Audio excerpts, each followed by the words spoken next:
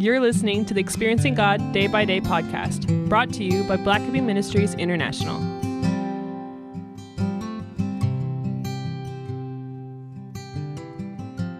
October 1st, Painful Reminders, Acts 14, verse 19.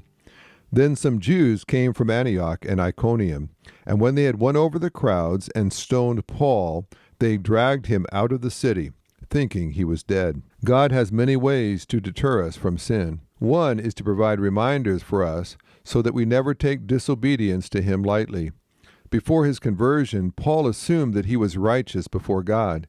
In reality, Paul was so disoriented to God that he arrested and executed Christians in order to please him. Paul was so blinded to God's will that when he watched Stephen being brutally murdered for his faith, Paul's heart was hardened, and he became even more determined to imprison other Christians. It is significant that there are two occurrences of stoning mentioned in the New Testament, Stephen's and Paul's.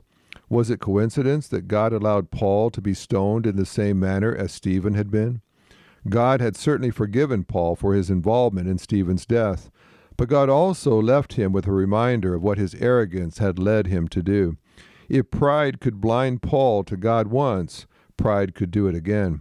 Perhaps Paul's thorn in the flesh was a direct result of this stoning.